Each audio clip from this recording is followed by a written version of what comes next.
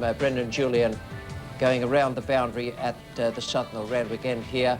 Hollyoak out first ball, LBW to Warren, a bit of a raised eyebrow there, and then Elam and Goff gone almost straight away. It was a big collapse by England, and Robert Croft and Alan Mullally just gave them a little bit of a glimmer at the end, but it wasn't enough. McGrath came through in the 50th over. Now the bowling figures, McGrath 9.2 overs, 1 maiden, 4 for 45. Adam Dale, 2 for 33 and 10. Warren was the other one to bowl out his full 10, 2 for 40 for him, and a wicket for Shane Liu, who had a pretty good match again. He looks a good young cricketer and moving along very nicely at the moment. Now then, down the presentation area, here's Tony Gregg with the 2 skippers and the player of the match. Thank you very much, Richie. Well, Shane Warne's with me, and he's got a big smile on his face. That, apart from anything else, that is a fantastic game of cricket. Well, I think the old cliche, cricket was the winner. I've got to struggle with my voice here, but it really was a fantastic game. I think that just shows you that this idea of never giving up and just keep fighting no matter what. It's a thing we've got going in our side at the moment, and I think England would have fancied their chances with probably 15 overs to go. We just got it back in the game with a couple of wickets, and it just shows you a couple of wickets in a game, in an over or so, and it can just really change a game. It's a pretty balanced side, this Australian team now, isn't it, really? I mean, when you look at the all-rounders, Lee and Julian down the bottom, and yourself as well, and then you take your options into consideration at the end, it really is the sort of side that captains would like to captain. I mean, do you feel that way about this team? Yeah, it's a good idea. It's good to have all the guys in your side bowl too, and in different situations and depending on the pitch. We used Ricky Ponting in Perth because he generally gets a little bit of swing, and wanted to get him involved in the game. Today it would have been nice to have Michael Bevan and Mark Wall being able to bowl a little bit of off-spin and over the wrist, but I think everyone bowls, and I think with the 2 all-rounders in the middle, as you said, that Shane Lee's bowling very well as well as batting, and Brendan Julian, I'm sure he can turn it on any stage. Took a great catch, he's a great athlete, and on the day can really take you that wicket. Did the Martins and the Ponting sort of walk by and say, "Hey, slip us the ball, I've got a feeling"? Or, Well, we've told the guys if they think they can get a wicket or a particular batsman they like to have a go at. In Adelaide, Brendan Julian said, "Give me the ball," and I reckon I can get a wicket. He came on and took a couple of blinders, caught and bowled. So it's good to have those guys always want the ball, and it's just a fantastic feeling in the side at the moment. Michael Bevan's performance today with the bat was superb. Normally he plays a little bit more subdued role. Today he hit 4s all round the ground, just when it was required. Yeah, he's got that knack of hitting the gaps, and I think I think he's the best finisher in the game. That last 15, 20 overs, he can go in. He's generally going to get a run of ball. He's going to get 60 off 60 or 70 off 60. So, it can really give you a good score. And I think with having the all-rounders and that down the bottom, just to chip in and get 9 or 10 at a run of ball, we can generally post a good score when we're in a bit of trouble. Right, well, the pitch, not a great square, but didn't play too badly. Yeah, I think the square here's a bit dry, but I think generally the wickets here have been pretty good, except for one, I think, against England, Sri Lanka. Most of the other wickets, I think, have been pretty good. It's going to Melbourne where, 300s, you sometimes think the way it was going the other day, it wasn't enough. Why wouldn't you think the pitch is a good thing of spinning that much?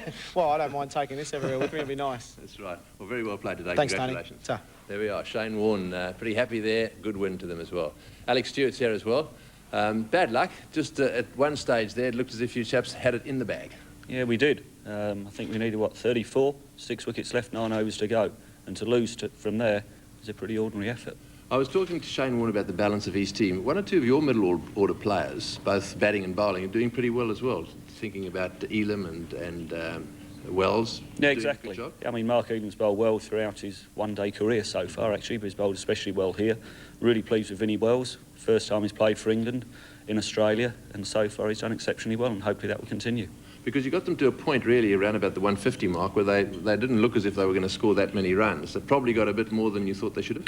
Yeah, possibly. I mean, I think 230 was probably a pass score. Bev obviously played exceptionally well towards the end there.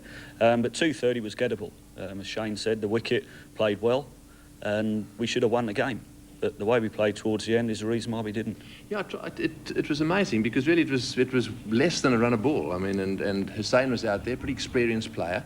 Vince Wells not quite so experienced. They sort of lost it. Can you sort of put your finger on that sort of thing? No, not really. We got it down to, I think, just less than 5, or around 5 and over. Right. And from there, you should win. So we had the wickets in hand. That's always the idea.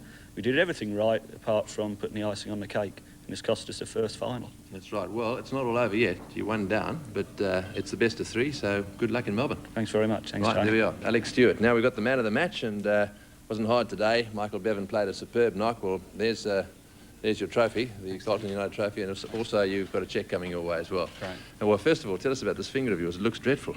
It looks all right now. It did look dreadful when I first put my eyes on it, but it was actually dislocated and it just looked a bit ugly there at the start. So dislocated right at the top joint? Yeah, the top joint. And that right popped right out, did it? Yeah, and they just went right angles and they put it back in, so... Well, that's disappointing. So that's it for you for the finals? Obviously, you won't be able to play with that. Yeah, I'm pretty sure that's the case. Right. Yeah. Well, your batting today was superb. You must have been very happy with it. Shots all around the ground, boundaries everywhere, all those quick singles, fantastic. Yeah, well, I think when I usually come in, the fielders are out and there are gaps and I just try and hit the gaps, but I mean, England put a bit of pressure on me today and made me hit the ball, which was a good thing for me, I think. So I basically had to hit the ball. That's what I did, and you know, I hit them okay. So. It's interesting, actually. It looks as if a few people are following Shane Warne's example here, bringing fielders in to save the ones rather, because it's rather gone the other way. People have tended to push them all back, and there's been a lot of ones, and you've taken advantage of that. All of a sudden, they come in and save one. You've got to take a risk or two. I think it depends on the match situation. Definitely in finals when there's a bit of pressure happening, or if there's a good bowler, I don't see why not. I think when any batsman comes out, you should put a bit of pressure on him, and you know, maybe that's the way it'll go. So you'll have 4 hitters at the top and 4 hitters at the bottom as well. Well played again today. It was fantastic to watch, and well, hope that gets better nice and quickly for you. Thanks. Right, there we are. The man of the match today, Michael Bevan, and didn't he play well? Back to you, Richie.